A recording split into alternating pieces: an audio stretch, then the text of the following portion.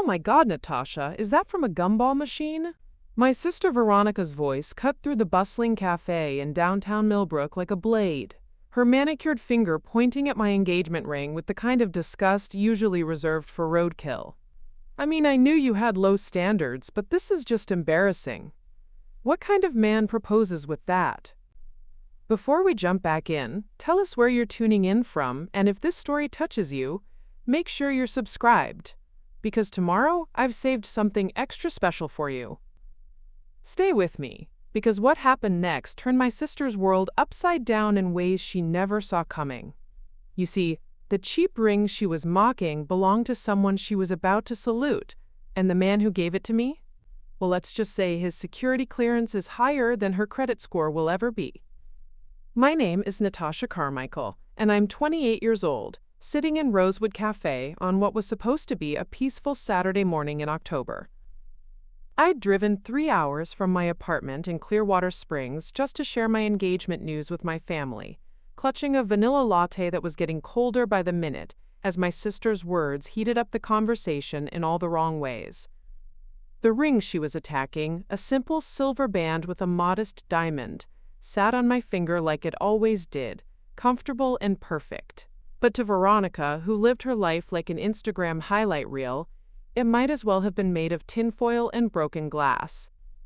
Seriously, Nat, she continued, her voice getting louder as other customers started turning to look.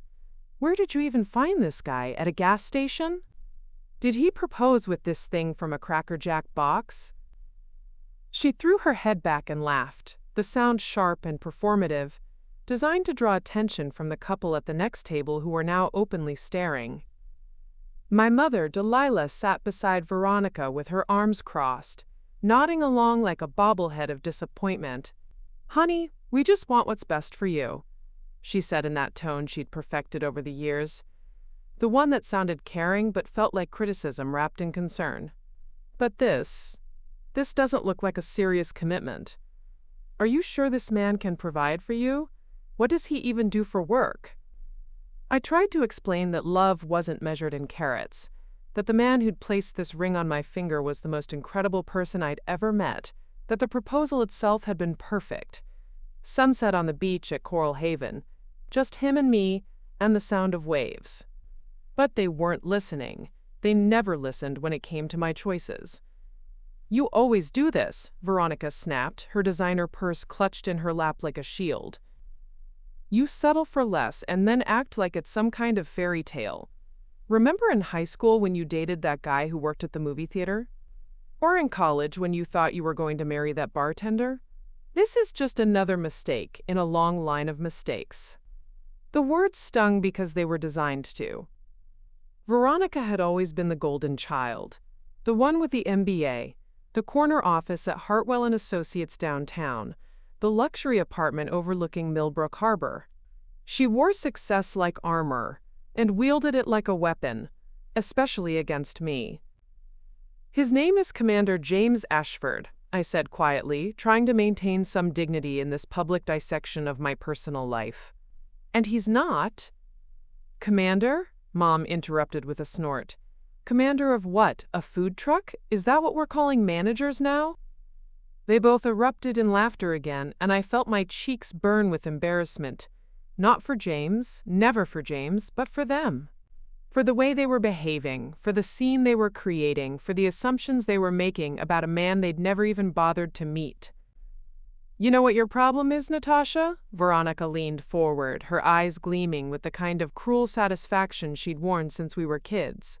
You aim so low that you think scraping the bottom is an accomplishment. This ring, this commander fantasy, it's all just another way for you to avoid facing reality. You're 28 years old, working as a librarian in some tiny town nobody's ever heard of, and now you're engaged to some wannabe military guy who couldn't even afford a real diamond. She reached across the table and grabbed my hand, turning the ring toward the light streaming through the cafe window. Look at this thing, Mom. I've seen bigger stones in costume jewelry at the mall. What is it, a quarter carat? Half if we're being generous? The size doesn't matter, I whispered, but my voice was lost in their continued criticism. Oh, sweetie, Mom said, patting my other hand with a kind of condescending comfort that felt more like a slap. Of course size matters. A ring is a statement about how a man values you, about what kind of life he can provide. This, she gestured vaguely at my hand, this says he went to Walmart and picked something from the clearance bin.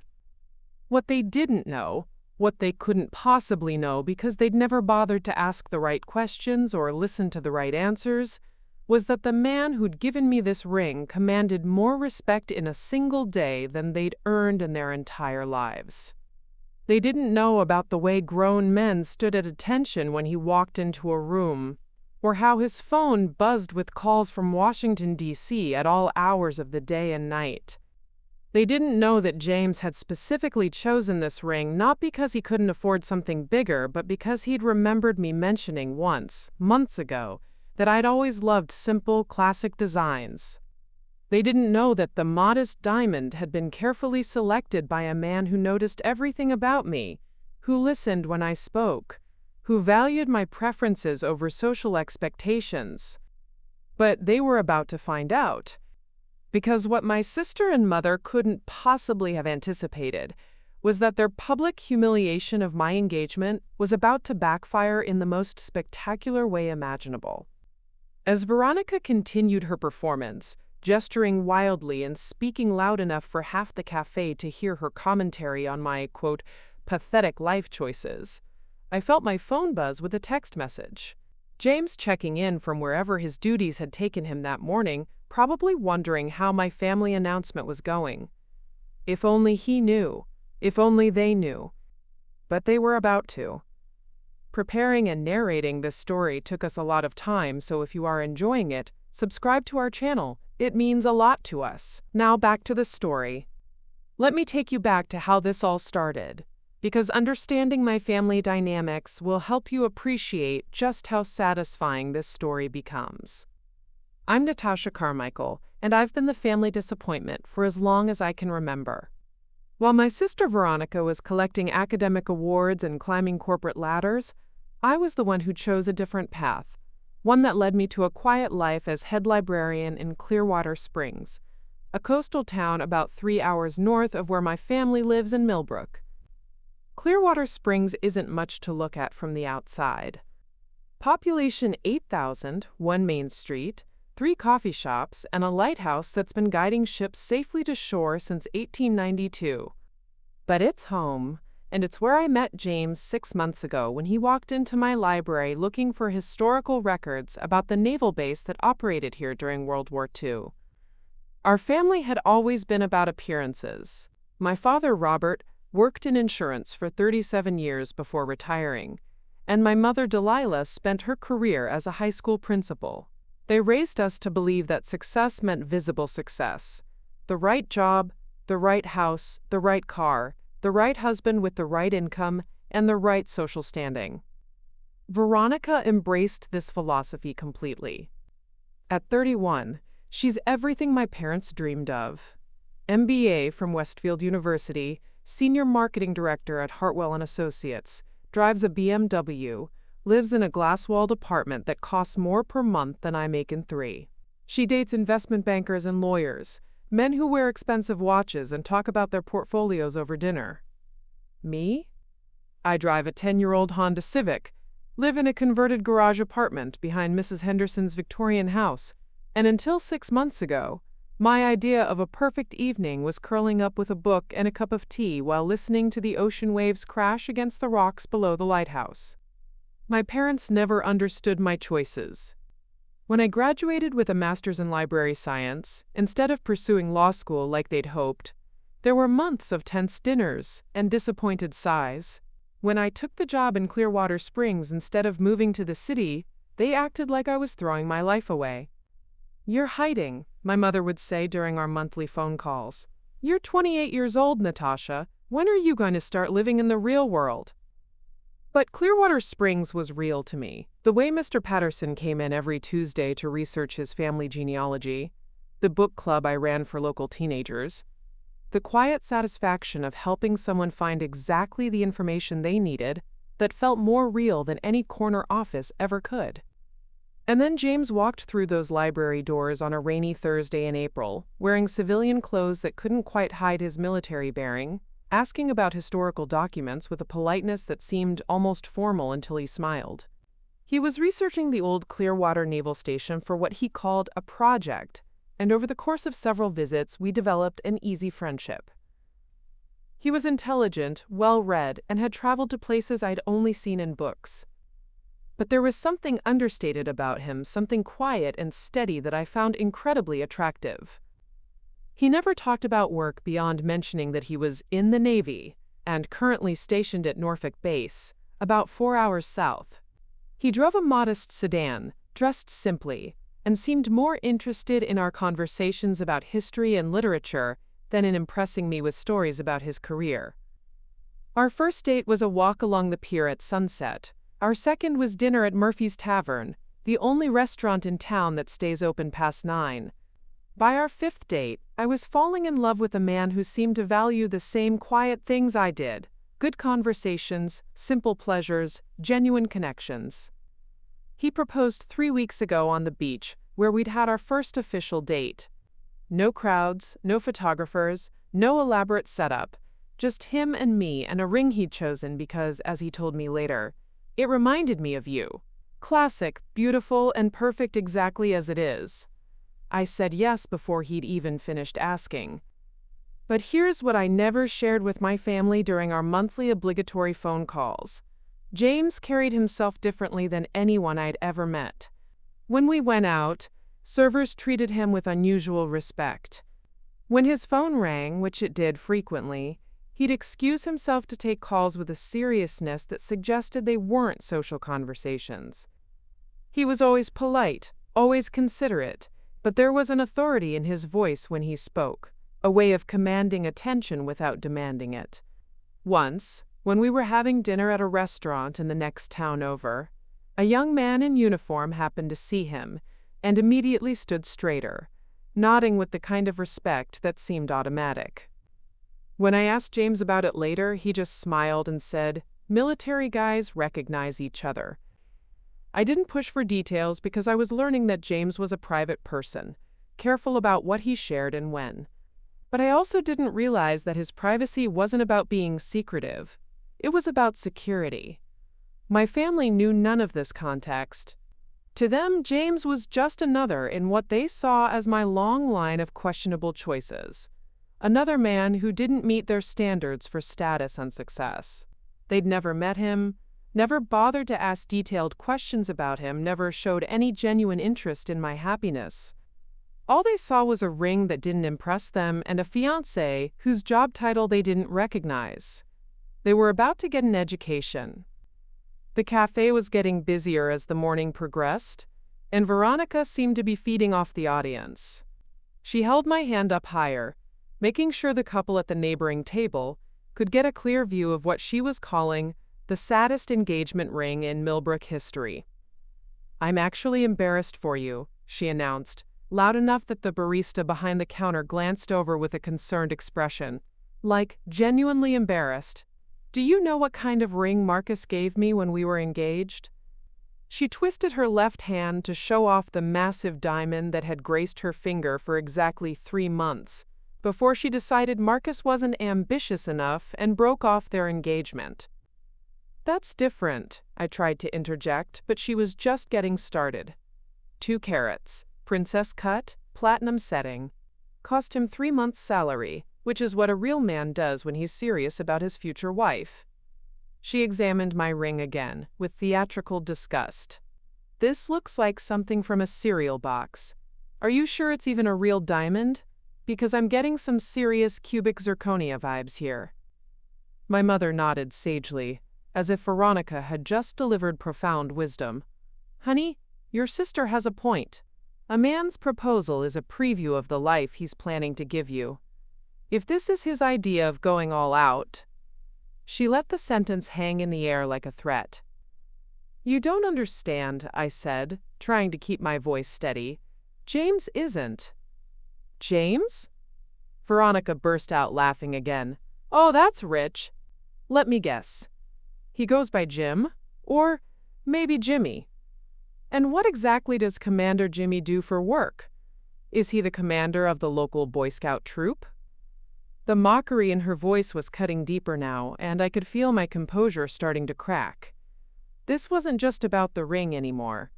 This was about everything. Every choice I'd made that didn't align with their vision of success, every path I'd taken that led away from their approval. He serves our country, I said firmly, something you might not understand since you've never thought about anyone beyond yourself. Oh, please, Veronica scoffed, spare me the patriotic speech. I dated a guy in the National Guard once. They call everyone commander of something. Commander of vehicle maintenance. Commander of kitchen duty. It doesn't mean anything. She leaned back in her chair with the satisfied air of someone who'd just delivered a killing blow. Let me paint you a picture of your future, little sister. You're going to marry this Commander Jimmy.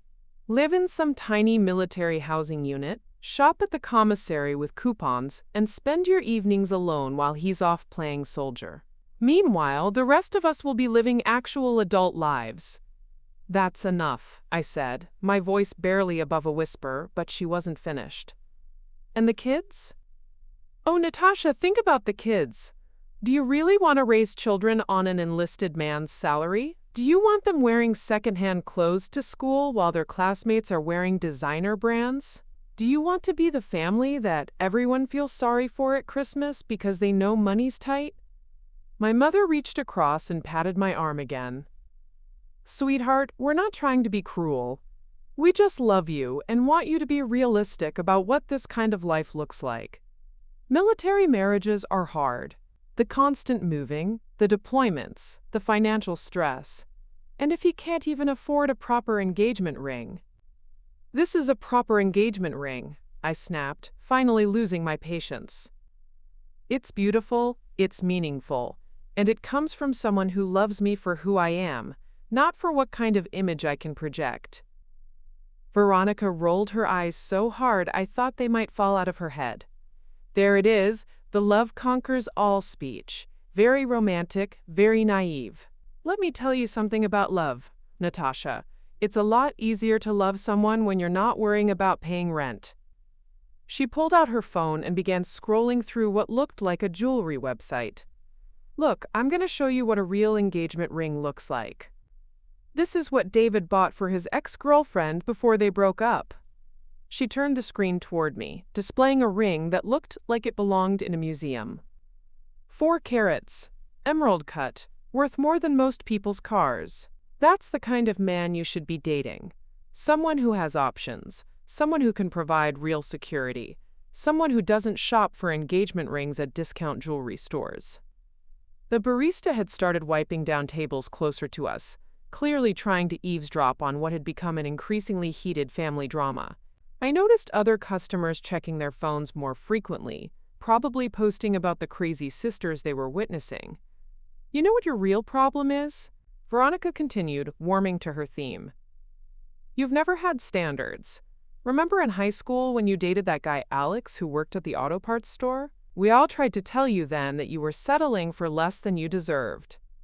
Alex was kind and funny and treated me well, I protested. Alex was going nowhere, just like this Commander Jimmy. And you know what happened with Alex?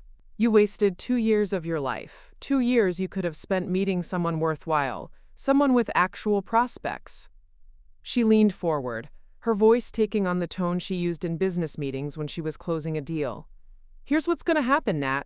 You're going to wake up in 5 years, maybe 10 if you're really committed to this fantasy, and you're going to realize that love doesn't pay for your children's college tuition. Love doesn't fund your retirement. Love doesn't buy you a house in a safe neighborhood or take you on vacations to places that don't require military discounts. My mother nodded along, adding her own ammunition to Veronica's assault. And what about us? What about family gatherings? Are we supposed to pretend that your husband fits in when everyone else is talking about their careers, their investments, their real accomplishments? Are we supposed to make small talk about military life when the rest of us live in the real world? The military is the real world, I said through gritted teeth. The real world for people without options, Veronica shot back. The real world for people who couldn't make it in civilian careers. Face it, Natasha, Successful men don't join the military unless they're officers from military academies.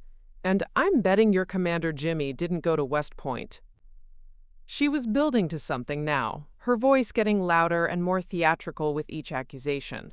You want to know what I think? I think this whole thing is a cry for help. I think you're so desperate to prove that you can find love, that you've convinced yourself this budget engagement is some kind of fairy tale romance. The final blow came with surgical precision. And honestly, I'm worried about what people are going to think about our family when they see you at my wedding next month with that ring on your finger. It's going to reflect poorly on all of us. That was the moment something inside me snapped. Not because of what she said about James, not because of her assessment of our relationship, but because she'd made it clear that my happiness was secondary to her image. I stood up slowly, my chair scraping against the cafe floor with a sound that made several people look over. My hands were shaking, not with sadness or fear, but with rage that had been building for 28 years. You know what, Veronica? I said, my voice surprisingly steady considering the storm brewing inside my chest. You're absolutely right about one thing. This engagement is going to reflect on our family, but not in the way you think. I picked up my purse and pulled out a $20 bill, placing it on the table to cover my untouched latte. And you're also right that people are going to be talking about us at your wedding next month. In fact, I guarantee they're going to be talking about us. With that, I walked toward the cafe door, leaving my sister and mother sitting in stunned silence, probably wondering if they'd finally pushed me too far. They had no idea they'd just declared war on someone who was about to become their commanding officer's daughter-in-law. I was halfway to my car when my phone buzzed with a text message. James, as if he had some kind of sixth sense about when I needed him most. How's the family announcement going? Hope they're as excited as I am about our future together. I stared at the message for a long moment, standing in the parking lot outside Rosewood Cafe while my sister and mother were probably inside dissecting every word of our conversation and planning their next intervention. If only they knew what they'd just done. If only they understood what they'd just dismissed so casually. Because here's what Veronica and my mother didn't know about Commander James Ashford, the man they'd just spent 20 minutes humiliating and dismissing as a low-level nobody with budget taste in jewelry. James wasn't just any commander. James was Commander James Ashford, and in 6 months, when his current tour ended, he would be promoted to Rear Admiral James Ashford, the youngest Rear Admiral in the Navy's Atlantic Fleet in over 30 years. The man they'd just called Commander Jimmy was being fast-tracked to lead naval operations across the entire eastern seaboard. The cheap ring they'd mocked? It wasn't from a discount jewelry store or a gumball machine. It was a family heirloom that had belonged to James's grandmother, Admiral Catherine Ashford, the first woman to achieve flag rank in the Navy's surface warfare community. The modest diamond had been reset in a simple band, specifically because James had mentioned to his mother that I preferred classic, understated designs. The ring had history, legacy, and a significance that went far beyond its carat weight. But my family was too busy measuring worth in dollars to recognize value when it was sitting right in front of them. I thought about the phone calls James received at all hours, calls from the Pentagon, from other fleet commanders, from government officials whose names I'd recognized but whose significance I'd only begun to understand. The project he'd been researching at my library wasn't some casual historical interest. He was developing strategic assessments for coastal defense installations, work that required the highest security clearances and the trust of officials at the very top of our national defense infrastructure. The night he'd proposed, I'd asked him why he'd chosen such a simple setting for such an obviously important ring. He'd smiled in that quiet way of his and said, "Because you told me once that you thought the most beautiful things were the ones that didn't need to announce themselves. This ring has been in my family for 3 generations. It doesn't need to be flashy to be valuable." I'd thought he was being romantic. I hadn't realized he was also being practical. When you're engaged to someone in his position, flashy jewelry becomes a security risk. The modest civilian clothes he wore when he visited Clearwater Springs? Those weren't his only wardrobe options. In his dress uniform, James wore ribbons and decorations that represented service in 3 different combat zones, commendations for exceptional leadership, and recognition from foreign governments for joint operations that I wasn't even supposed to know about. The young man who'd stood straighter when he saw James at the restaurant hadn't just been showing military courtesy. He'd been recognizing someone whose decisions directly affected thousands of naval personnel across multiple bases. Someone whose strategic recommendations were briefed to admirals and occasionally to the Secretary of the Navy himself. But James kept all of this quiet, not because he was ashamed of his accomplishments, but because true authority doesn't need to announce itself constantly. He was secure enough in his position that he didn't feel the need to prove his worth through expensive displays or name-dropping. My sister thought she was impressive because she drove a BMW and had a corner office. She had no idea that the man she'd just dismissed commanded more respect before breakfast than she'd earned in her entire career. The phone calls that interrupted our dinners weren't social conversations. They were strategic briefings, emergency consultations, and coordination calls with other military leaders around the world. When James excused himself to take a call, he wasn't being rude. He was potentially preventing international incidents or coordinating responses to developing situations. I pulled up his contact information and stared at it for a moment. Should I tell him what had just happened? Should I warn him that my family had just spent the better part of an hour insulting everything about our relationship and his worthiness as my fiancé? Instead, I scrolled through our text conversation from the past few weeks, looking for clues I should have noticed earlier. The way he'd mentioned meetings in Washington so casually, the time he'd apologized for cutting our date short because of urgent briefings, the evening when his phone had buzzed with what he'd described as a call from some brass, and he'd spent 40 minutes in his car talking to someone who clearly outranked him significantly. I'd been so focused on our relationship, on the simple joy of being with someone who genuinely loved and respected me, that I hadn't fully processed the scope of his professional responsibilities. James had kept his work life separate not because he was hiding anything, but because when you're in his position, operational security isn't just protocol, it's a matter of national security. The irony was devastating.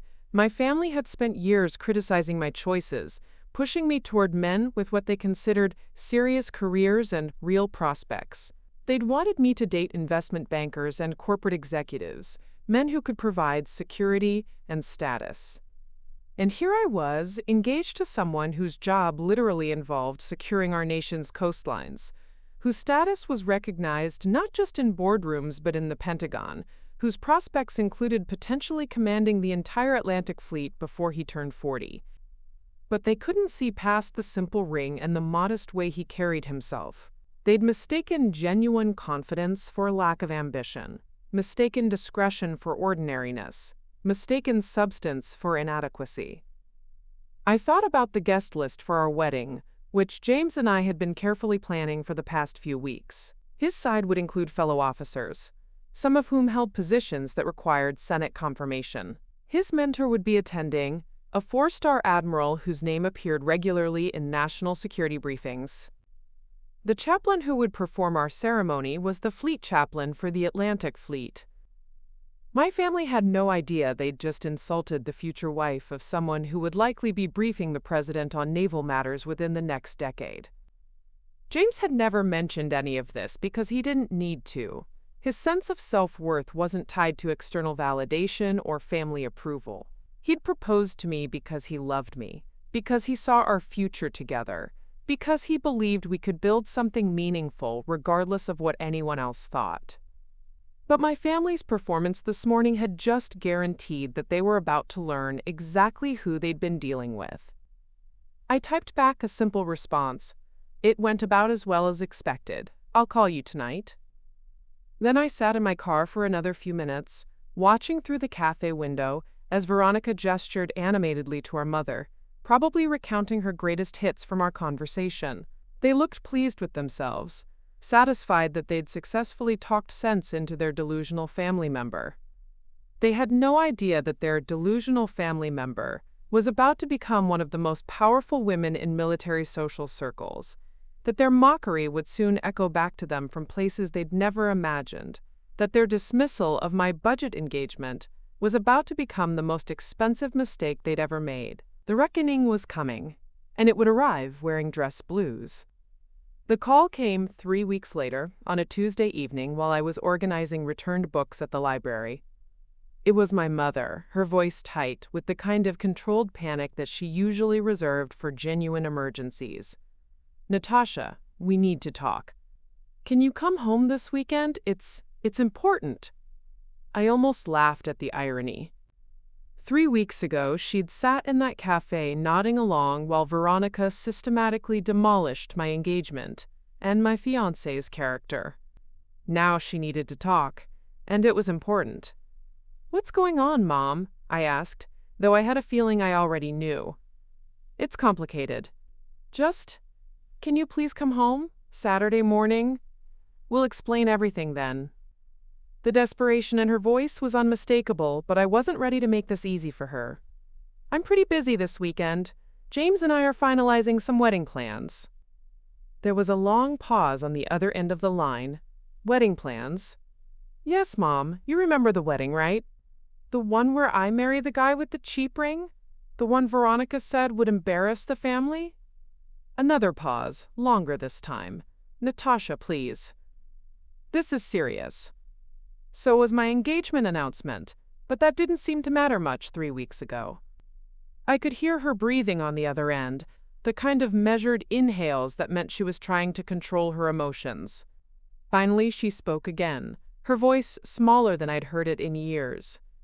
"We might have misjudged some things." Misjudged. That was rich.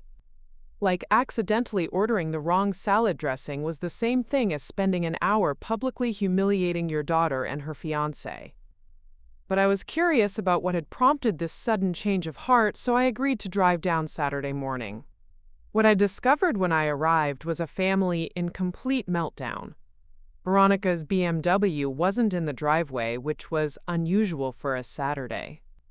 When I walked into the house, I found my parents sitting at the kitchen table with a pile of papers spread between them, both looking like they'd aged 5 years in 3 weeks. "Where's Veronica?" I asked, settling into my usual chair. My father looked up from what appeared to be legal documents, his face drawn and tired. "She's dealing with some complications." "What kind of complications?" My mother twisted her wedding ring nervously, a habit I remembered from childhood whenever she was about to deliver bad news. "Her company is being investigated, something about misrepresenting client portfolios to investors. The FBI raided their offices last Monday." I felt my eyebrows raise. Hartwell and Associates was Veronica's pride and joy, the cornerstone of her entire identity. She'd worked there for 8 years, climbing from junior associate to senior director, building what she called her empire in the competitive world of high-end marketing consulting. "Is she in trouble?" I asked, though I was genuinely concerned, despite everything that had happened between us. "We don't know yet," Dad said, shuffling through the papers, "but they've frozen all company assets while they investigate, which means she's not getting paid," Mom finished, "and she has that apartment lease and the car payment and all those credit cards she used to maintain her lifestyle." The picture was becoming clearer. Veronica, who had spent the better part of our last conversation explaining why financial security was the most important factor in choosing a life partner, was suddenly facing the kind of economic uncertainty she'd always mocked other people for experiencing. "But that's not why we called you," Dad continued, his voice taking on the tone he'd used when I was younger and in trouble. "There's something else. Something we need to tell you about James." Here it comes, I thought, the moment they realize exactly who they'd been dealing with. "We got a call," Mom said slowly, "from your cousin Rachel in Norfolk. You remember Rachel, right? She works for the Navy in some administrative capacity." I nodded. Rachel was my father's brother's daughter, a woman I'd met maybe 5 times at family reunions over the years.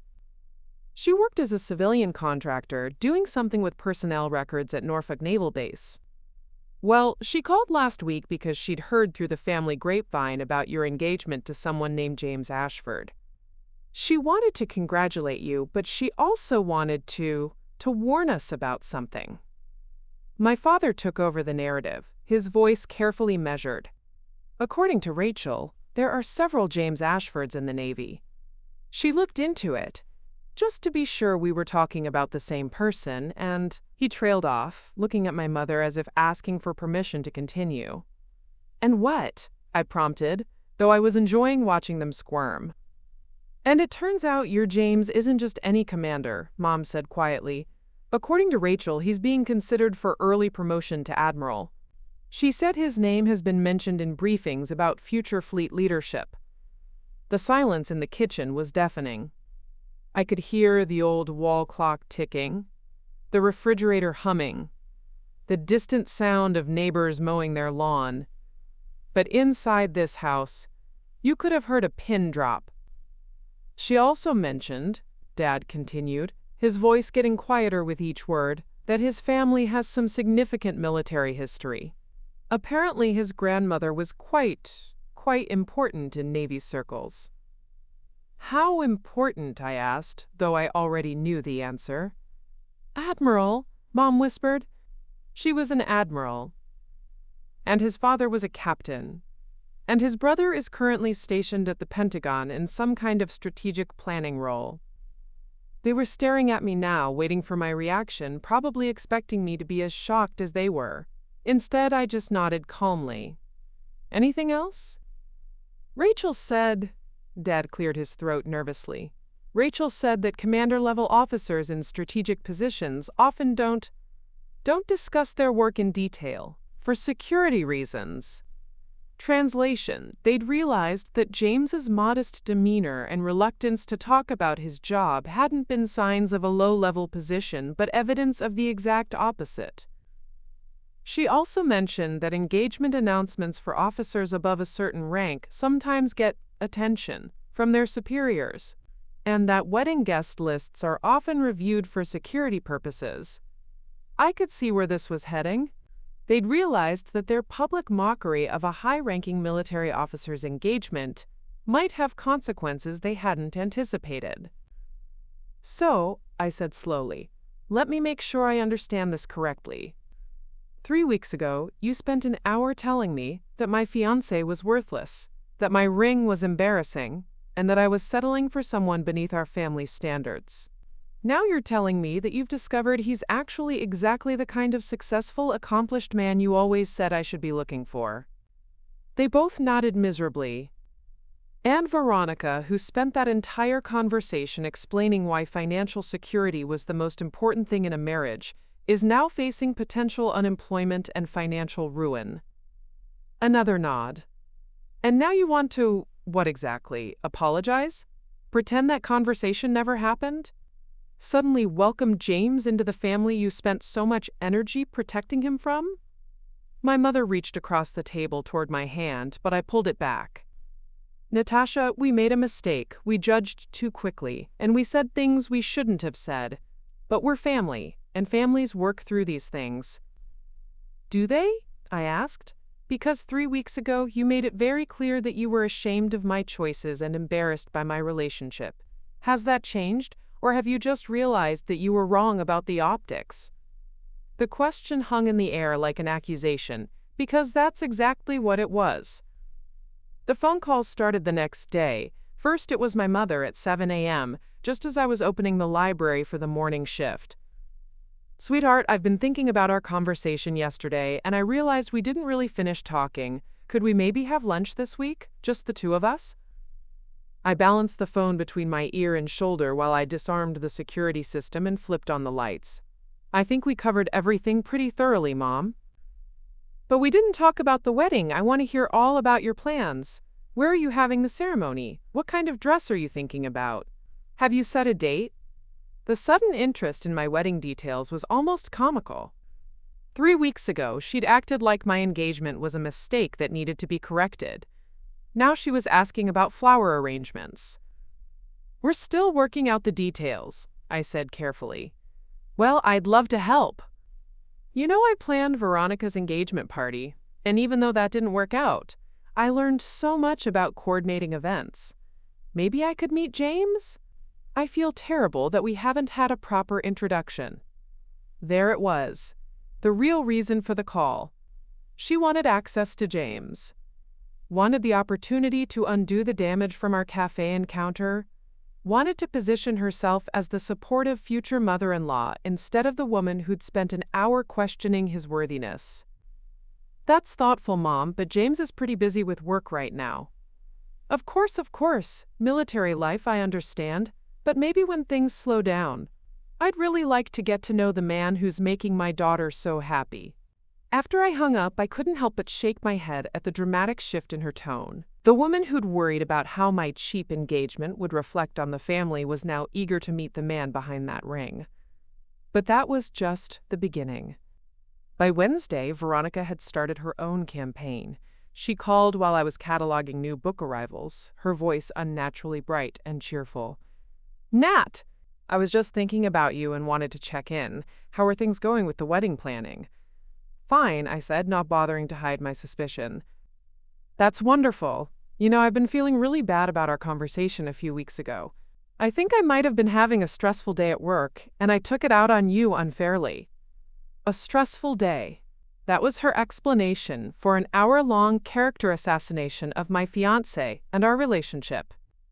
"I was actually wondering," she continued, "if maybe we could all get together sometime soon. You, me, James, maybe Mom and Dad. Just a casual family dinner so we can start over and get to know each other properly." "Start over?" I repeated. "Well, you know what I mean. I feel like we got off on the wrong foot, and I'd love the chance to make a better impression. I've actually been reading about military careers lately, and it's fascinating how much responsibility officers have. I had no idea." Of course she'd been reading about military careers. She'd probably spent hours researching James's potential rank and the social implications of being connected to a future admiral's family. "James doesn't really do casual family dinners," I lied smoothly. "His schedule is pretty unpredictable." "Oh, I totally understand. Important people have demanding schedules. Maybe we could work around his availability? I'm very flexible." The desperation in her voice was becoming more obvious with each conversation. This was the same woman who'd mocked my choice to live in a small town, who'd called my career hiding from the real world, who'd dismissed my engagement as settling for less than I deserved. Thursday brought a group text to our family chain, something that hadn't been active in months. Mom had sent a link to an article about military traditions and etiquette, followed by, "Just thought this was interesting. Learning so much about naval customs lately." Friday's text was even more transparent. "Found a lovely article about Navy weddings. Did you know there's a tradition with swords? How romantic!" But the most pathetic attempt came Saturday morning, when my father called personally. Dad never called unless someone was dead or dying, so I knew this was serious. "Natasha, I owe you an apology," he said without preamble. "Your mother and I both do. We judged your fiancé without knowing him, and that was wrong." "Yes, it was," I agreed. I was hoping you might give us a chance to make it right. Maybe James would join us for Sunday dinner this week? I'd like to shake his hand properly and welcome him to the family." Welcome him to the family, the same family that had questioned his worthiness and mocked his proposal just a month earlier. "I don't think so, Dad. I understand you're upset, and you have every right to be, but family is family, and we work through our problems together. I'm sure James understands that families sometimes say things they don't mean when they're surprised or concerned." "Are you sure he understands that? Because you haven't actually met him to find out what he understands." There was a long pause. "That's exactly what I'm trying to fix, sweetheart. Give me the chance to make this right." But the most elaborate attempt came from an unexpected source. My Aunt Patricia, Dad's sister who lived in Richmond, called Tuesday evening with what she claimed was exciting news. "Natasha, honey, I heard about your engagement through the family, and I'm just thrilled for you. I was actually calling because I wanted to invite you and your fiancé to a little gathering I'm hosting next month. Nothing fancy, just a small dinner party with some friends from the area." This was suspicious for several reasons. First, Aunt Patricia and I barely knew each other. We saw each other maybe once every 2 years at major family events. Second, she'd never hosted dinner parties that I knew of. And third, her tone was far too casual for someone who was genuinely excited about my engagement. "That's very thoughtful, Aunt Pat, but—" Oh, and I should mention, one of my guests will be Admiral Thompson from Norfolk. He's actually a neighbor of mine, lovely man. I thought it might be nice for your James to meet someone from his professional community in a relaxed setting. There it was. They'd enlisted family members to create networking opportunities, hoping to use connections to rehabilitate their relationship with James and, by extension, with me. I'm sure Admiral Thompson is lovely, but James and I prefer to keep our social life separate from his work obligations. Of course. I just thought, well, sometimes it's nice to have friends who understand the demands of military life. But whatever you're comfortable with, dear. The most telling attempt came from Veronica later that week. She'd clearly been doing research because she called with very specific questions about our wedding timeline. "I was just thinking about timing," she said, her voice carefully casual. "When are you planning to have the ceremony? Because I know there are certain protocols for military weddings, and I'd hate for you to run into any bureaucratic complications." "We're handling the protocols," I assured her. "Of course. I just meant, well, I read that sometimes there are guest list requirements or security considerations for officers above a certain rank. I wouldn't want our family to cause any problems if we weren't properly prepared." She was fishing for information about James's exact rank and the level of security around our wedding. She wanted to know if she needed to be worried about background checks or security clearances for family members. "Everything's under control, Veronica." "That's wonderful, and I hope you know that whatever happened before, I'm completely supportive now. In fact, I was thinking I could help with some of the planning. I have connections with caterers and florists who work with high-profile events." High-profile events. She'd gone from mocking my budget engagement to volunteering to plan what she now recognized might be a significant social occasion.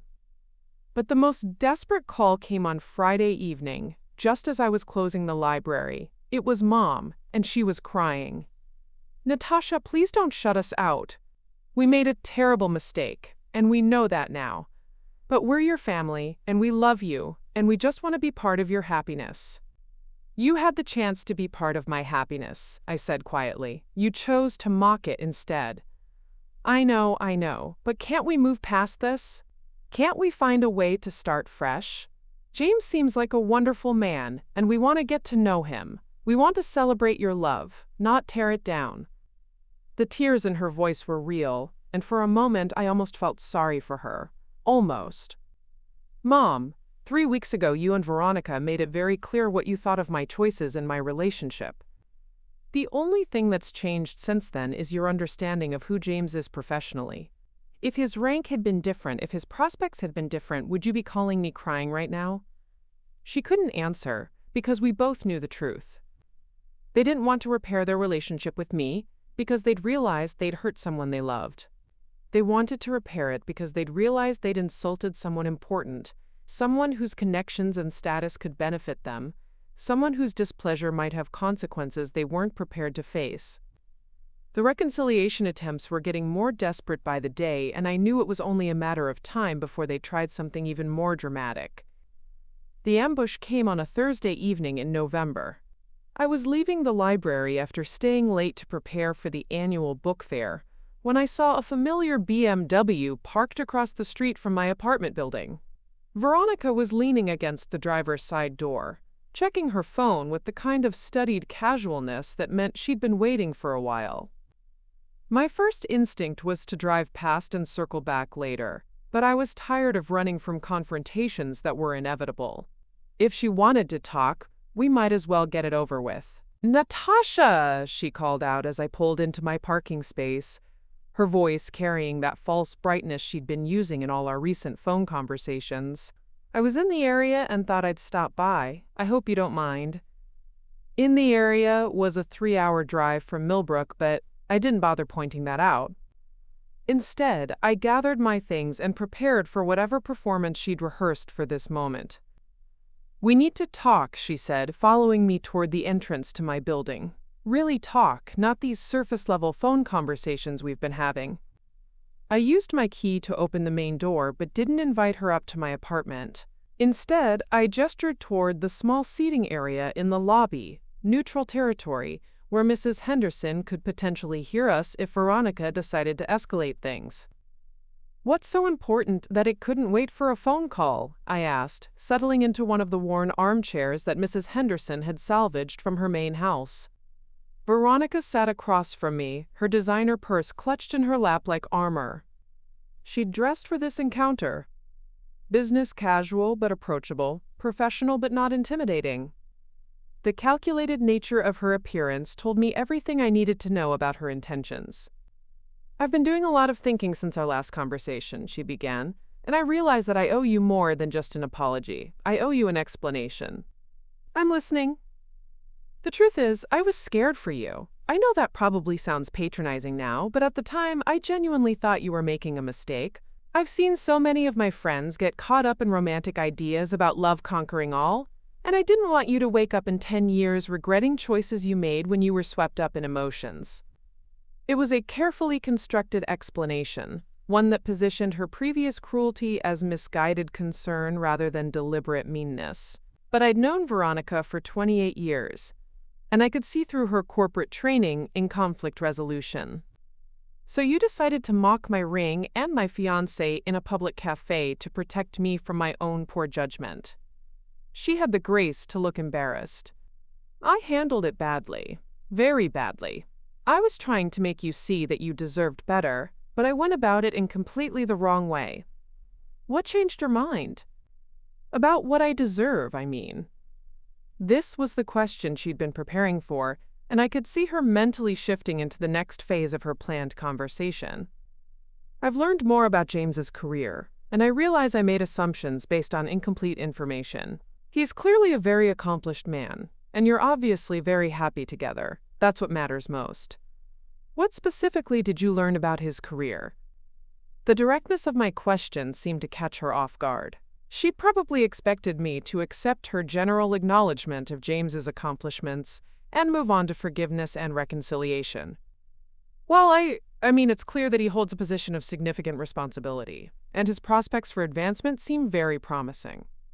"From who? Who told you about his prospects for advancement?" Now she was visibly uncomfortable, realizing that she'd revealed more than she'd intended. Family members mentioned. "I mean, people talk, and when someone is engaged to a high-ranking military officer." "High-ranking? I thought he was just a commander." "That's what you called him, remember?" "Commander Jimmy?" The silence stretched between us as she tried to figure out how to navigate this conversation, without admitting that her entire change of heart was based on newly discovered information about James's status and connections. "Look," she said finally, abandoning her prepared script, "I know how this looks. I know it seems like I only care now because I found out James is more important than I initially realized. But that's not entirely fair. Isn't it? I would have come around eventually even if his rank had been different. It just might have taken me longer to see past my own prejudices and recognize what makes him special to you." "Would you have? Because based on our conversation 3 weeks ago, it seemed like you'd already made up your mind that he was beneath our family's standards." She leaned forward, her voice taking on the urgent tone she used when she was trying to close a difficult deal. "Natasha, I'm trying to make this right. I'm here, in person, acknowledging that I was wrong and asking for the chance to start over. What more can I do? You can answer my question honestly. If James had turned out to be exactly what you thought he was, a low-ranking military officer with no prospects for advancement. Would you be sitting here right now? The question hung in the air like a challenge, and I could see her weighing her options. She could lie and risk me calling her out, or she could tell the truth and confirm everything I suspected about her motivations. I don't know, she said finally. I'd like to think I would have, but honestly, I don't know. I was so focused on what I thought you should want that I couldn't see what actually made you happy. It was the most honest thing she'd said since arriving, and I almost respected her for it. Almost. At least you're being truthful now. I'm trying to be, and I'm trying to figure out how to fix this situation before it gets any worse. Worse? What do you mean, worse? She looked genuinely nervous now, fidgeting with her purse strap in a way that reminded me of our childhood when she'd gotten caught doing something she wasn't supposed to do. There are social implications to consider. James moves in circles that we're not familiar with, and first impressions matter in those environments. If word gets around about how we treated him, about what we said. There it was, the real reason for her visit. She wasn't here to repair our relationship, or to apologize for hurting my feelings. She was here because she was worried about the consequences of having publicly insulted someone with connections they couldn't afford to offend. Are you asking me to help you manage your reputation with people you've never met? I'm asking you to help me understand how to make this right, for all of us. Because, like it or not, we're going to be family now, and family problems have a way of affecting everyone involved. The audacity was breathtaking. She'd spent an hour humiliating me and my fiancé, dismissed our relationship as beneath her standards, and now she wanted me to help her avoid the social consequences of her own behavior. You're worried that James might mention your cafe performance to his colleagues. I'm worried that I might have damaged relationships before they even had a chance to develop. Military communities can be very tight-knit, and if he shares what happened between us, then what? You might not get invited to the right parties? You might not be able to network with the right people? It's not that simple, and you know it.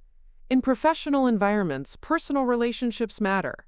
If James's colleagues form negative opinions about our family based on one conversation that you initiated where you spent an hour attacking him and everything about our relationship. She stood up abruptly, pacing to the lobby window and back, her composure finally cracking under the weight of her own desperation. Yes, okay. Yes, I'm worried about the professional implications. Yes, I'm concerned about how this might affect my own opportunities and connections. Is that what you want to hear? I'm scared that my big mouth might have consequences I didn't anticipate. And you want me to fix that for you. I want you to help me find a way to undo the damage I caused. Not just to your relationship with me, but to any relationships that might have been affected by my behavior. By asking James to what? Pretend the conversation never happened? Tell his colleagues that we're actually a wonderful, supportive family? I don't know how this works. I don't know what the protocols are for these situations, and I don't know how to navigate military social circles.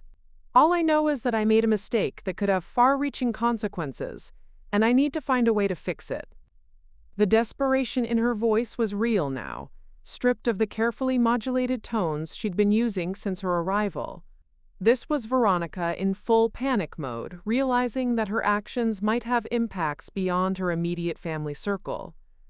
Have you considered just leaving it alone? Accepting that you made a mistake and living with the consequences? Easy for you to say. You're marrying into this world. I'm the one who might be permanently excluded from it because of one afternoon when I let my mouth run away from me. One afternoon when you deliberately chose to humiliate someone you'd never met based on nothing more than the appearance of an engagement ring. She stopped pacing and looked at me directly for the first time since she'd arrived. What do you want from me, Natasha? What would it take for you to help me fix this? The question was loaded with implications, and I could see her mentally calculating what she might be willing to offer in exchange for my assistance in rehabilitating her image with James's professional community. But she'd fundamentally misunderstood the situation. I didn't want anything from her, and I certainly didn't need to negotiate for basic respect and decency from my own family. I want you to leave, I said quietly. I want you to drive back to Millbrook and stop calling me with transparent attempts at damage control. And I want you to accept that some mistakes can't be fixed with apologies and networking strategies. The shock on her face was genuine. She'd clearly expected this conversation to end with some kind of agreement, some plan for moving forward that would protect her interests while repairing our family relationships. Natasha, please, don't do this. Don't shut me out over one mistake. I'm not shutting you out over one mistake, Veronica. I'm protecting myself from someone who only values our relationship when it serves her purposes. She gathered her purse and stood to leave, but turned back at the door with one final attempt. When you get married, when you're part of James's world, you'll understand how important these connections are. You'll realize that family unity matters in those circles. Maybe, I said, but I'll also remember who was there for me when it mattered, and who only showed up when they needed something. The sound of the door closing behind her felt like the end of more than just a conversation. The intervention arrived in the form of my grandmother, Ruth Carmichael, the family matriarch who'd managed to stay neutral in most family conflicts for 83 years. When Grandma Ruth called on a Sunday morning asking if she could visit me for the day, I knew something significant was happening. She lived in assisted living in Millbrook and rarely made the trip to Clearwater Springs anymore. I have some things I'd like to discuss with you, dear, she said in that deceptively gentle voice that had been keeping our family in line for decades, face to face. She arrived at noon in a taxi, which should have been my first clue about the seriousness of her mission. Grandma Ruth was famously frugal and would normally have asked someone in the family to drive her rather than pay for a 3-hour taxi ride. I met her at the door of my apartment building, and she looked every inch the diplomat she'd apparently been recruited to be. She was dressed in her best navy blue dress with the pearl necklace that had belonged to her own mother, her white hair perfectly styled, her makeup carefully applied. This was Grandma Ruth in full formal mode. "You look wonderful, sweetheart," she said, kissing my cheek with the kind of genuine affection that had been missing from my recent family interactions. "And I love what you've done with this place." I gave her a tour of my small apartment, made tea, and settled her in my best chair before waiting for the real conversation to begin. Grandma Ruth had always been direct, but she was also strategic. She wouldn't launch into whatever message she'd been sent to deliver without first establishing the proper emotional foundation. "Your mother is very worried about you," she said after we'd exhausted the small talk about my job and the weather. "She feels like there's been a misunderstanding that's gotten out of hand." "A misunderstanding," I repeated. "Is that what we're calling it?" "I don't know what to call it, dear. I only know what I've been told, and I suspect there are multiple versions of events floating around the family right now." This was classic Grandma Ruth, acknowledging the complexity of family dynamics without taking sides, at least not obviously. "What version did you hear?" She sipped her tea thoughtfully before responding. "I heard that there was a conversation at a cafe where some things were said that probably shouldn't have been said. I heard that feelings were hurt and pride was wounded. And I heard that a young man who's important to you was subjected to criticism that may not have been fair or appropriate. That's one way to put it. I also heard that this young man has connections and achievements that weren't fully understood at the time of the conversation, and that there's now some concern about how the family's behavior might be perceived in certain circles." The euphemistic language was almost charming, but I could see through it to the panic that had motivated this visit. "Grandma, they didn't just criticize James. They spent an hour systematically attacking everything about our relationship, mocking his proposal, calling him names, and suggesting that I was too desperate to see that I was settling for someone beneath our family's standards." She nodded slowly, her expression thoughtful rather than shocked. "And how did that make you feel?" "Humiliated, angry, disappointed that my own family couldn't trust my judgment or show basic respect for someone I love." And James? How did he react when you told him about the conversation? This was interesting. She was assuming I'd shared the details with James, which suggested the family was worried about his potential response to their behavior. I haven't told him the specifics. Her eyebrows rose slightly. Oh? I told him the family announcement didn't go as well as expected, but I didn't share the details of what was said. There didn't seem to be any point in subjecting him to second-hand cruelty. That was considerate of you. It was protective of him. And of them, though they don't seem to appreciate that. She set down her teacup and leaned forward slightly, her voice taking on the tone she'd used when I was younger, and she was about to share something important. Natasha, I've been married for 62 years, widowed for 8, and I've watched 3 generations of this family navigate relationships and marriages. I've learned that pride is often the enemy of happiness, and that sometimes the people who love us most are the ones who hurt us most deeply. Are you asking me to forgive them? I'm asking you to consider what kind of family you want to be part of, and what kind of family you want James to marry into. The implication was clear. My continued distance from the family was reflecting poorly on all of us, and James would eventually have to deal with the consequences of marrying into a divided family. What kind of family humiliates their daughter's fiancé in public and then expects her to pretend it never happened? The kind of family that makes mistakes and needs guidance on how to fix them, she said gently. Your mother and sister aren't bad people, sweetheart. They're just limited in their understanding of what's important. Limited understanding didn't make them mock James's proposal or call him Commander Jimmy. Those were deliberate choices. Yes, they were, and they were wrong choices. But the question now is what happens next. She reached into her purse and pulled out what appeared to be a handwritten letter. Your mother asked me to give this to you. She was afraid you wouldn't read it if it came directly from her. I took the letter but didn't open it immediately. Let me guess.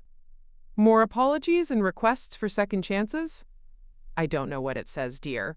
But I do know that your mother has been crying every night since your last conversation with Veronica. She's convinced that she's lost you permanently, and she's terrified that her mistakes are going to cost the family a relationship with you and James. Her mistakes should cost her something. Actions have consequences. Yes, they do. But the question is whether the consequences should be permanent.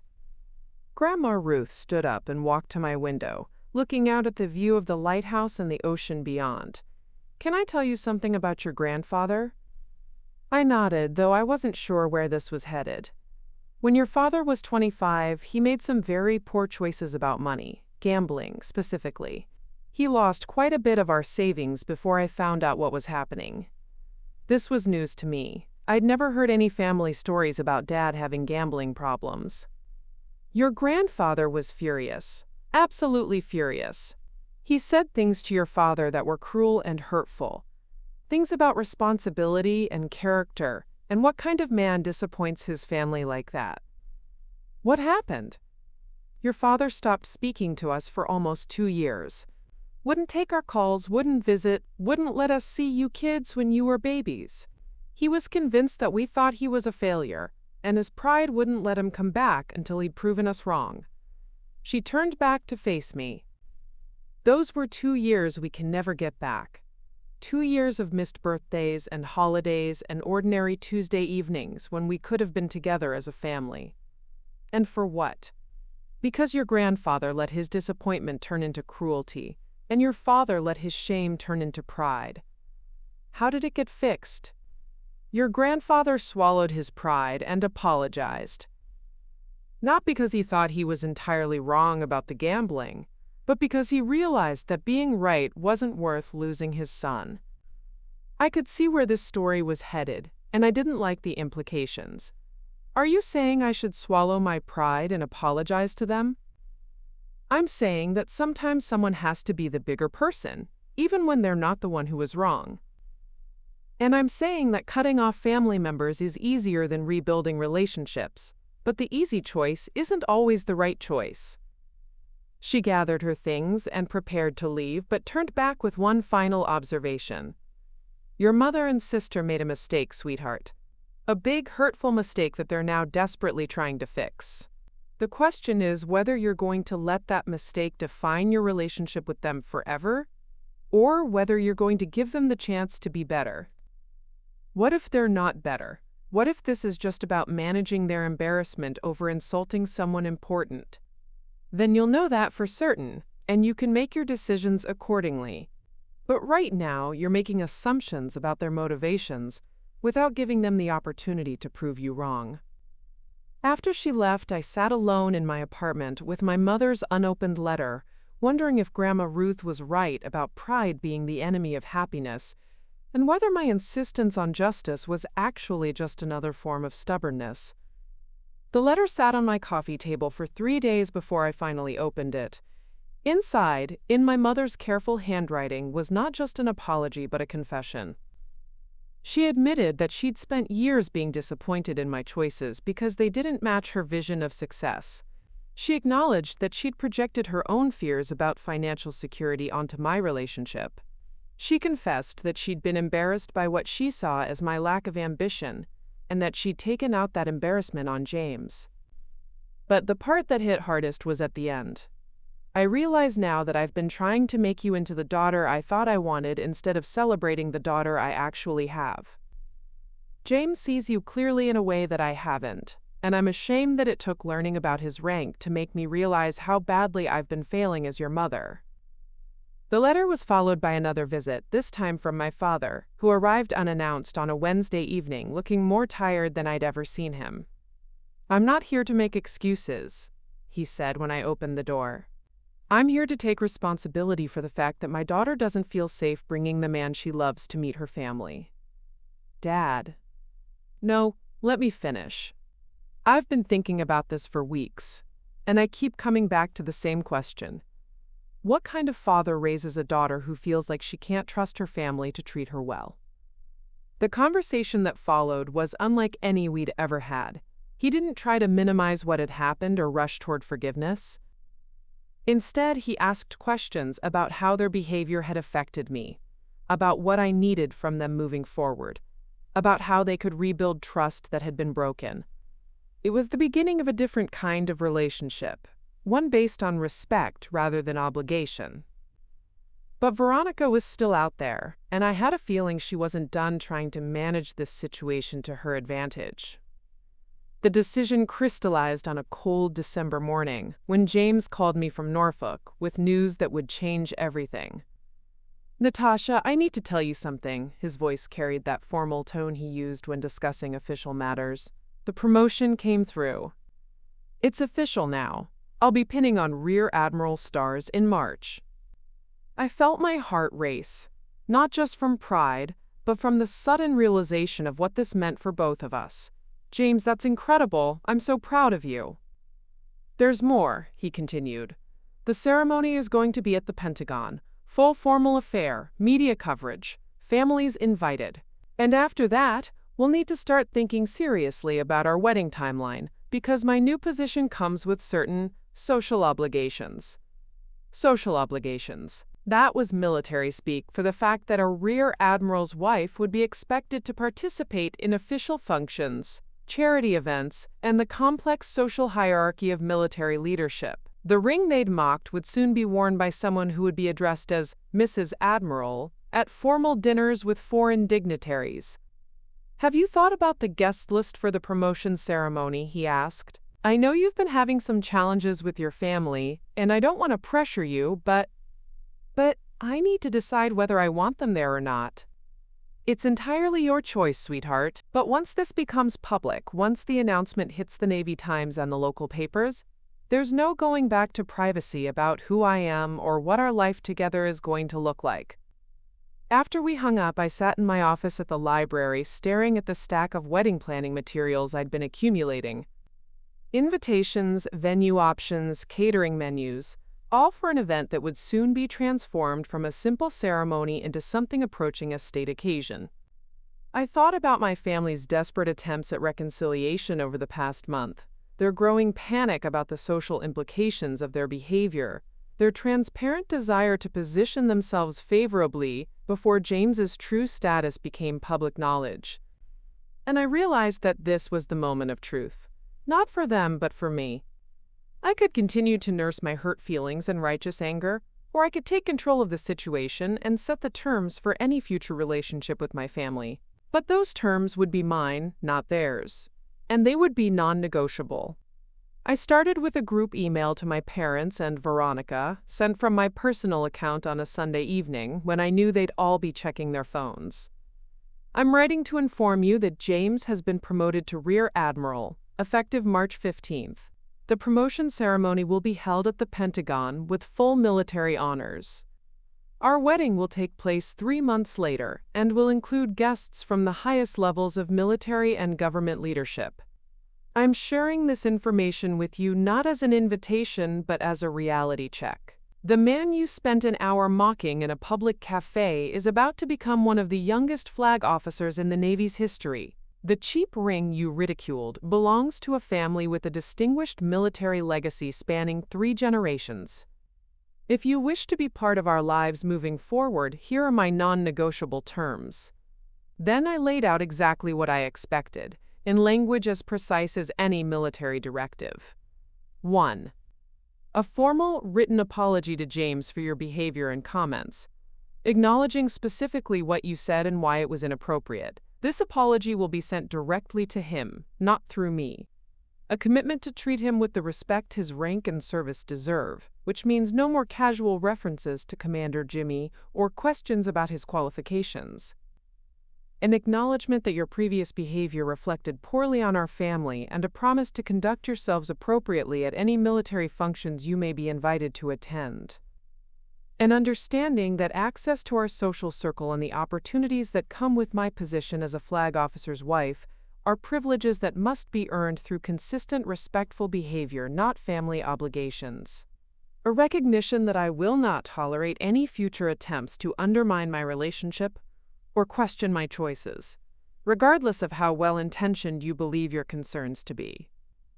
I concluded with the most important boundary of all. These terms are not up for negotiation, discussion, or modification. You can accept them completely, or you can continue to be excluded from our lives. The choice is yours, but you will make it now, and it will be final. You have 1 week to respond. After that, I will assume you have chosen exclusion and will plan accordingly. I hit send before I could second-guess myself, then immediately called James to tell him what I'd done. "Are you sure about this approach?" he asked, though I could hear approval in his voice.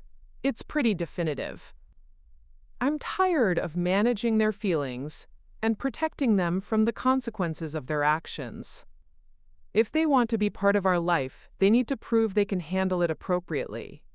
And if they refuse, then we'll know exactly where we stand, and we can move forward without them." The responses came quickly. My father called within 2 hours, his voice shaky but determined. "Natasha, I want you to know that I accept your terms completely, all of them. And I want to apologize not just for what happened at the cafe, but for all the years when I didn't support your choices the way I should have. I appreciate that, Dad. But James needs to hear the apology directly from you." "I understand. I'll call him tomorrow to request a proper conversation." My mother's response came via email the next morning, formal and carefully worded. "I accept your terms and deeply regret my behavior. I would be honored to be included in your future if you'll allow it, and I understand that I need to earn that privilege through my actions, not my relationship to you." But Veronica's response was exactly what I'd expected, and exactly why I'd needed to set these boundaries so clearly. She called Tuesday evening, her voice tight with barely controlled anger. "This is ridiculous, Natasha. You're treating us like strangers instead of family. Yes, we made mistakes, but this ultimatum approach is just cruel. The terms aren't negotiable, Veronica. You're asking me to grovel to someone I've never met over a conversation that got blown out of proportion. Do you have any idea how humiliating that would be? Do you have any idea how humiliating it was to sit in that cafe while you mocked my engagement and my fiancé? That's different, and you know it. That was family business, discussed privately. You're asking me to formally apologize to a stranger for family drama. I'm asking you to apologize to my fiancé for insulting him. If you can't see the difference, then you've answered my question about whether you're capable of treating him respectfully in the future. This isn't about respect, it's about power. You finally got some status, and now you're using it to lord over the rest of us. There it was, the real issue. Not remorse for her behavior, not concern about rebuilding our relationship, but resentment that I now held cards she couldn't compete with. I'm using my position to protect myself and James from future instances of the behavior you demonstrated at that cafe. If you can't commit to treating us both with basic respect, then you can't be part of our lives. It's that simple. And if I refuse, then you'll be excluded from the promotion ceremony, from our wedding, and from any social events associated with James's career. You'll also be excluded from family gatherings that we attend, because I won't subject either of us to environments where you might repeat your cafe performance. The silence on the other end of the line stretched for nearly a minute. You're really going to cut me out of your life over this? I'm giving you the opportunity to earn your way back into my life. Whether you take it or not is entirely up to you. I need time to think about it. You have until Sunday. After that, I'll assume you've made your choice. She hung up without saying goodbye, and I knew with certainty that she would never accept terms that required her to acknowledge wrongdoing or diminish her sense of superiority. But for the first time in months, I felt completely at peace with the situation. I'd taken control of the narrative, established clear boundaries, and given everyone involved the chance to choose what kind of relationship they wanted to have with us moving forward. Some choices would be harder to live with than others, but at least they would be honest choices based on clear information rather than manipulation and emotional blackmail. The week that followed would show me exactly which family members were capable of putting relationship before pride, and which ones would choose to exclude themselves rather than admit they'd been wrong. The announcement appeared in the Navy Times on a Tuesday morning in February, with James's official photo in full dress uniform under the headline, quote, "Selected for early promotion to Rear Admiral." The article detailed his distinguished service record, his upcoming assignment as Deputy Commander of Fleet Forces Atlantic, and mentioned that he would be among the youngest officers to achieve flag rank in recent Navy history. By noon, the story had been picked up by 3 major newspapers and 2 military blogs. By evening, it was trending on several social media platforms under hashtags like #YoungAdmiral and #NavyLeadership. But the real avalanche started the next morning when someone at the Pentagon released additional information about the promotion ceremony. The guest list, they revealed, would include the Secretary of the Navy, 2 4-star admirals, and several high-ranking officials from allied navies. The ceremony would be covered by military media and attended by foreign attachés. My phone started ringing at 6 a.m. The first call was from my old college roommate Sarah, who'd seen the story shared in our alumni group. "Natasha, oh my God, you're marrying an admiral? Why didn't you tell us he was so important?" Then came calls from distant relatives who hadn't spoken to me in years, former colleagues from previous jobs, and friends from high school who'd somehow tracked down my number. Everyone wanted to congratulate me, but more importantly, everyone wanted to know if they could attend the wedding. "We always knew you'd end up with someone special," said my college friend Michelle, conveniently forgetting that she'd once suggested I was too picky about dating. "James must be incredibly impressive. I'd love to meet him sometime." The irony wasn't lost on me. 6 months ago, these same people would have politely listened to my engagement news and moved on to other topics. Now suddenly, my relationship was fascinating and my judgment was vindicated. But the calls that really mattered came from Millbrook. My phone buzzed with a text from my cousin Rachel, the one who worked at Norfolk and had initially informed my parents about James's status. "Saw the news. So proud of you. My boss has been talking all morning about what an honor it was to work with James during his transition. Says he's destined for even higher things." That was followed by a call from Mrs. Patterson, my mother's neighbor, who'd apparently seen the story online. "Oh, honey, I just had to call. Your mother showed me the newspaper article, and I'm just so excited for you. An admiral, and so young. You must be so proud." The validation was coming from everywhere. Professional networks James belonged to, military families who understood the significance of his achievement, civilian communities who respected military leadership. But the most telling response came from an unexpected source. I was shelving returns at the library when my phone rang with a call from Veronica's former colleague at Hartwell and Associates, a woman named Patricia, whom I'd met once at a company holiday party. "Natasha, this is Patricia Fleming from Hartwell. I hope you don't mind me calling, but I saw the news about your fiancé's promotion, and I just had to reach out."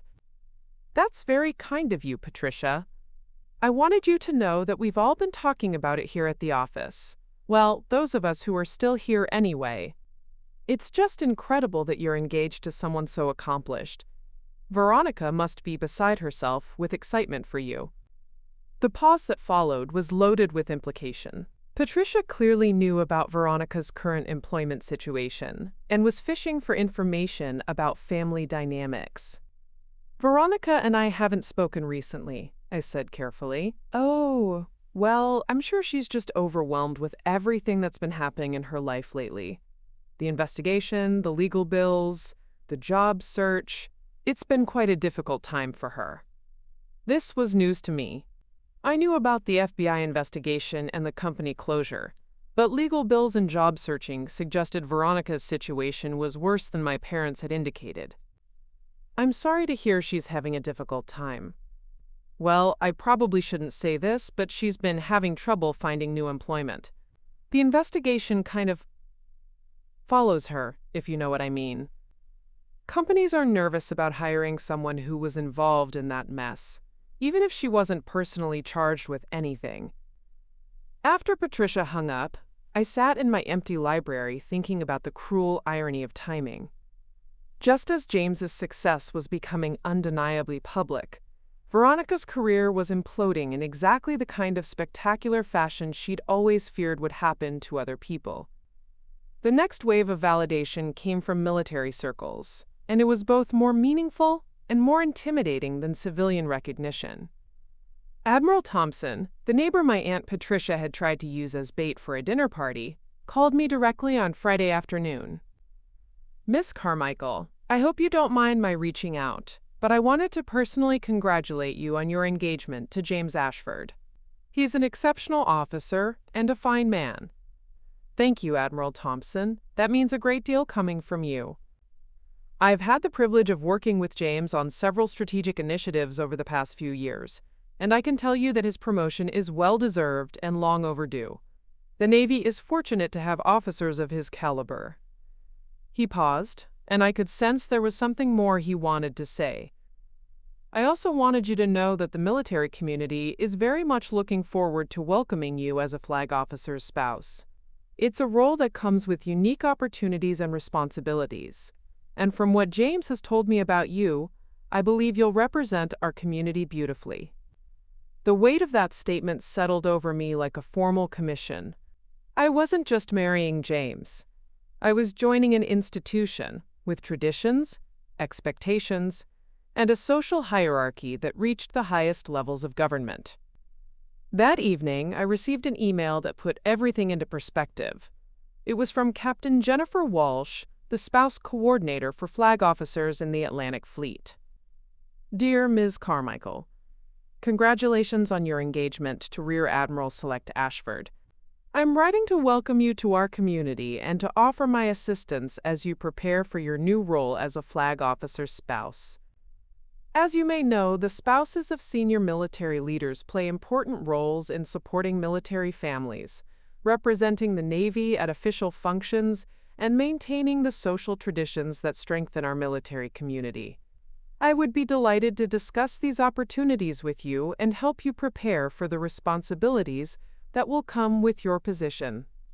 I'm also writing to inform you that your engagement announcement will appear in the next issue of the Flag Officer Family Newsletter, which is distributed to senior military leaders throughout the Department of Defense. Additionally, you'll be invited to participate in several official functions before and after Admiral Ashford's promotion ceremony.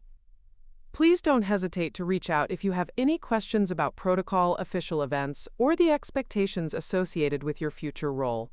We're here to support you in every way possible. Warmly, Captain Jennifer Walsh, Atlantic Fleet Family Services. I printed the email and read it twice, trying to fully absorb what it meant. My engagement wasn't just personal news anymore. It was military personnel information being distributed to senior leaders across the entire Department of Defense. The woman who'd been mocked for her cheap ring was about to be formally welcomed into the most exclusive social circle in military leadership. The weekend brought more calls, more congratulations, and more invitations. A reporter from the Norfolk Virginian Pilot wanted to do a feature story about military couples. A photographer from Navy Family magazine requested a photo shoot. The local historical society in Clearwater Springs wanted to honor James at their annual fundraising gala. But the most satisfying moment came Sunday evening, when I received a text from a number I didn't recognize. Saw the news about your fiancé. Congratulations. Must be nice to have been right all along. A friend. The message was anonymous, but I suspected it came from someone who'd witnessed the cafe scene. Someone who'd heard Veronica's performance and now understood exactly how wrong she'd been. By Monday morning, my small-town library had received 3 phone calls from people asking if they could schedule events to honor our local military family. The mayor's office had reached out about proclamations and recognition ceremonies. The Lighthouse Preservation Society wanted to know if Admiral Ashford would consider being their honorary chairman. James called that evening from Norfolk, his voice a mixture of amusement and concern. I think we may have underestimated how much attention this promotion would generate, he said. My phone hasn't stopped ringing for 3 days. Good attention or concerning attention? Mostly good. Lots of congratulations, some interview requests, several invitations to speaking engagements. But Natasha, there's something else. I've been getting calls from civilian contacts too. People who want to meet you, who want to be associated with our wedding, who suddenly see opportunities in being connected to us. I knew exactly what he meant. Success attracted people who wanted to bask in reflected glory, and military success attracted people who understood that flag officers had influence that extended far beyond military circles. How do we handle all of this? Carefully, he said, and together. But I want you to know that some of these calls have been interesting. People sharing information about conversations they've overheard, stories they've heard about how your family reacted to our engagement. My blood ran cold. What kind of stories? The kind that suggest your sister's cafe performance might have been witnessed by more people than we realized. People are talking, Natasha. And not all of it is flattering to your family. The external validation was complete, but it came with a price. Our private family drama was becoming public knowledge, and Veronica's mockery of my engagement was now being whispered about in circles where reputation mattered more than money. Sunday arrived, the deadline I'd given my family to respond to my terms. My father had already called James directly, delivering what James later described as one of the most genuine apologies I've ever received. My mother had sent her formal written apology via overnight mail, along with a request to attend the promotion ceremony, if you'll have me. But Veronica remained silent. At 11:47 p.m. on Sunday night, 13 minutes before my deadline expired, my phone rang. I've been thinking about your ultimatum all week, she said without preamble, her voice tight with controlled emotion. And I think you're being unreasonable. I'm willing to apologize for hurting your feelings, but I'm not going to grovel to someone I've never met over a private family conversation that got blown out of proportion. Then you've made your choice. Wait, let me finish. I have a counter-proposal. Of course she did. Even facing complete exclusion from my life, Veronica couldn't accept terms that didn't allow her to maintain some level of control. I'm listening, but my terms weren't a negotiation. What if I apologized to you, publicly and sincerely, and committed to treating James with appropriate respect moving forward? Wouldn't that accomplish the same goal, without the humiliation of having to write some formal letter to someone who doesn't even know me? The humiliation is the point, Veronica. You humiliated me and James in public. A public apology to me doesn't address the fact that you insulted him personally. But he wasn't even there. It's not like I said those things to his face. The fact that she still didn't understand why this mattered told me everything I needed to know about her capacity for genuine remorse. Time's up, I said quietly. I have my answer. Natasha, wait. I hung up and immediately blocked her number. The next morning, I called my parents and informed them that Veronica would not be attending any events related to James's promotion or our wedding. They accepted this news with disappointed resignation, which suggested they'd been expecting it. But Veronica wasn't finished trying to work around the boundaries I'd established. 2 days later, she showed up at my library during operating hours, clearly hoping that the public setting would prevent me from causing a scene. She'd miscalculated badly. I need to talk to you, she announced, walking up to the circulation desk where I was helping an elderly patron check out books. I'm sorry, but this is my workplace. If you're not here for library services, I'll need to ask you to leave. This will just take a minute. No, it won't. Please leave now, or I'll call security. She looked around the small library. All 3 other patrons were now staring at us with undisguised curiosity, and seemed to realize that she'd made a tactical error. Fine. But this isn't over, Natasha. You can't cut family out of your life forever over hurt feelings. Watch me, I said calmly, then picked up the phone and dialed the non-emergency number for local police. I need to report someone trespassing at the Clearwater Springs Public Library. She left before the officer arrived, but not before making sure everyone in the library heard her parting shot. When you get tired of playing princess, call me. I'll still be your sister. The incident was reported to my supervisor, who was surprisingly supportive. Flag officers' families deal with unique security concerns, she said pragmatically. If you need to restrict certain individuals from accessing your workplace, we'll support that decision. But Veronica's most desperate attempt came through an intermediary she thought I couldn't resist. My teenage niece, Alyssa, Veronica's daughter from her brief marriage 5 years earlier. Alyssa called me on a Thursday evening, her voice small and confused. Aunt Natasha, Mom asked me to call you. She said you guys are having a fight and maybe I could help fix it. My heart broke for this kid who was being used as a pawn in her mother's manipulative games. Alyssa, sweetheart, your mom and I are having some grown-up problems that you shouldn't have to worry about. But she's been crying a lot lately. And she said you hate her now because of something that happened at a coffee shop. She said maybe if I talked to you, you'd remember that families are supposed to forgive each other. The manipulation was breathtaking in its cruelty. Veronica was using her own daughter's love and concern to try to guilt me into backing down from boundaries I'd established for very good reasons. Alyssa, I don't hate your mom, but sometimes grown-ups have disagreements that can't be fixed just by saying sorry. It doesn't mean I don't love you, and it doesn't mean you did anything wrong. But what about Christmas? And family dinners? Are you never going to come to stuff anymore? This was the hardest part, explaining to a 15-year-old that her mother's choices had consequences that would affect the entire family's dynamic.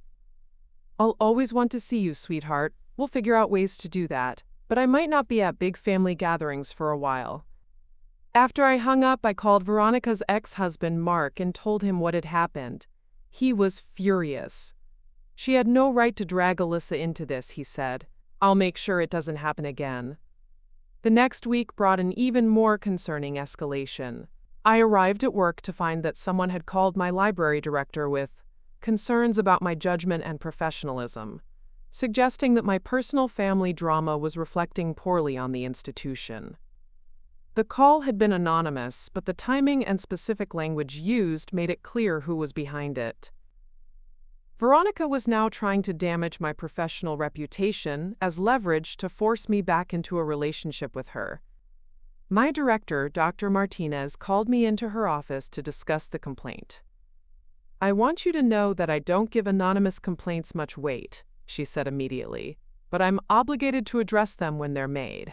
The caller suggested that you'd been unprofessional in your handling of a family dispute, and that your upcoming marriage to a military officer might create conflicts of interest in your position here." "What kind of conflicts of interest?" "Something about using your position to network with government officials, or leveraging library resources for personal advancement." Honestly, it sounded like someone who doesn't understand how libraries work or what your actual job responsibilities are.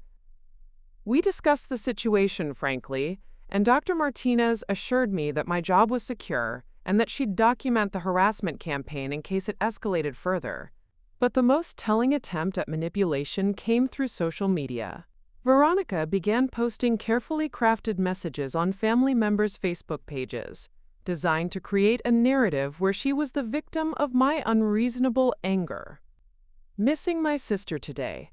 Sometimes family disagreements get out of hand, and pride gets in the way of love. Hoping we can find our way back to each other soon. #family, #forgiveness, #sisters. The post included a throwback photo of us as children, designed to evoke sympathy and paint me as the villain who was breaking up a loving family over petty grievances. Several relatives commented with messages like, "Family is everything," and "Life's too short to hold grudges," clearly directed at me even though I wasn't tagged in the post. But the strategy backfired when my cousin David, who'd heard about the cafe incident through the family grapevine, responded publicly. "Maybe start with a real apology for what actually happened, instead of vague posts about forgiveness. Some things require accountability, not just time." The exchange that followed revealed that more family members knew the details of Veronica's behavior than she'd realized, and not all of them were sympathetic to her portrayal of events. The final test came 2 weeks before James's promotion ceremony, when Veronica tried to circumvent my boundaries by contacting James directly. She found his official Navy email address and sent what she probably thought was a clever message. "Dear Commander Ashford, I understand that you and my sister Natasha are engaged to be married. I want to congratulate you on your upcoming promotion, and to apologize for any misunderstandings that may have occurred regarding our family's initial reaction to your engagement. As Natasha's sister, I hope we can move past any confusion and build a positive relationship moving forward. I would welcome the opportunity to meet you in person and to properly welcome you to our family. Sincerely, Veronica Carmichael." James forwarded the email to me with a note. "I think someone's trying to go around your boundaries. How would you like me to handle this?" His response was a masterpiece of military formality and barely concealed disdain. "Ms. Carmichael, thank you for your message. However, I must respectfully decline your invitation to move past what you characterize as misunderstandings. My fiancé has shared with me the specific nature of your comments regarding our engagement and your assessment of my worthiness as a partner. These were not misunderstandings but deliberate judgments that reflected both your character and your values. I have no interest in building a relationship with someone who demonstrated such disrespect toward both myself and the woman I love. Your attempt to circumvent the boundaries Natasha has established only reinforces my confidence in her decision to limit your access to our lives. I will not be responding to any future communications from you, and I would request that you respect both Natasha's clearly stated wishes and my own desire for no contact. Respectfully, Rear Admiral, Select, James Ashford." The response was copied to me, and I knew that any hope Veronica might have had for rehabilitation had just been permanently extinguished. James had made it clear that this wasn't just about family dynamics anymore. It was about respect, character, and the standards he expected from people who wanted to be part of our lives. The boundaries I'd established weren't just holding. They were being reinforced by the man whose opinion mattered most to me. Veronica's attempts to work around my terms had only succeeded in demonstrating exactly why those terms had been necessary in the first place. The promotion ceremony at the Pentagon was everything I hadn't dared to imagine when Veronica was mocking my cheap ring in that cafe 6 months earlier. James stood at attention in the Hall of Heroes while Secretary of Defense Harrison administered the oath, his new admiral's stars gleaming under the ceremonial lights as cameras captured the moment for military archives and news outlets. I sat in the front row wearing a navy blue dress that had been personally selected by Captain Walsh, my new mentor in military protocol, alongside my parents who looked simultaneously proud and overwhelmed by the magnitude of the occasion. 3 rows behind us sat foreign military attachés, senior Pentagon officials, and members of Congress who'd come to witness the promotion of one of the Navy's rising stars. What struck me most wasn't the pomp or the ceremony. It was the absolute respect that everyone in that room showed toward James. These were people who commanded nations, who made decisions affecting millions of lives, who held power that most people could only imagine. And they were all there to honor the man my sister had called Commander Jimmy while suggesting he'd bought my ring at a gas station. After the ceremony, we moved to the reception where I was formally introduced as Admiral Ashford's fiancée to a room full of people whose names I'd only seen in newspapers. The Secretary of the Navy's wife took me aside to discuss my role in upcoming state functions. The British naval attaché mentioned that he looked forward to seeing us at the NATO Leadership Conference in September. "Your first 6 months will be intense," Captain Walsh warned me quietly during a brief moment away from the receiving line. "Everyone will be watching to see how you handle yourself, how you represent the Admiral, how you carry yourself in this community. But from what I've seen today, you're gonna do beautifully." My parents stood to the side, clearly out of their depth but trying to absorb everything they were witnessing. My father kept introducing himself as Admiral Ashford's future father-in-law, with a pride that would have been touching if it weren't so ironic. 6 months ago, he'd been worried about what people would think of our family when they saw my ring. Now he was using James's rank as his own introduction to strangers. But the moment that crystallized everything came during James's speech to the gathered officials and dignitaries. "Throughout my career," he said, his voice carrying easily through the formal reception hall, "I've learned that true character is revealed not in moments of celebration but in moments of challenge. The people who stand by you when the path is uncertain, who believe in your potential before it's proven, who offer support without expecting recognition, these are the people who make success meaningful." He paused and looked directly at me. "My fiancée, Natasha, has been that person for me. She saw who I was before the world knew what I might become, and she chose to build a future with me based on character rather than titles or recognition. In a world where relationships are often transactional, she offered something rare: unconditional support and genuine love." The applause that followed felt different from the polite recognition that had punctuated the earlier speeches. This was an acknowledgement of something deeper: the understanding that behind every successful person stands someone who believed in them when belief required faith rather than evidence. Later that evening, as we drove back to our hotel, my mother called from her room. "Natasha, I need to say something while it's still fresh in my mind," she said, her voice thick with emotion. "Watching you today, seeing how you fit into James's world, understanding the life you're going to build together, I realized how completely I failed you 6 months ago." "Mom." "No, let me finish.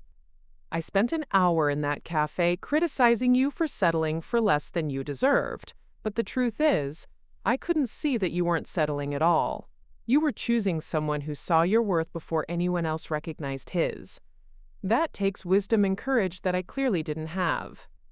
She paused, gathering her thoughts.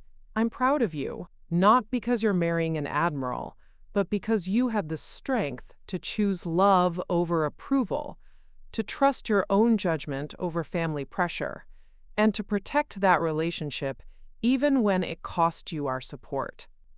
The conversation continued for another 20 minutes, and for the first time in my adult life, I felt like my mother was seeing me clearly, not as a reflection of her own ambitions or fears, but as a person who'd made thoughtful choices about her own life.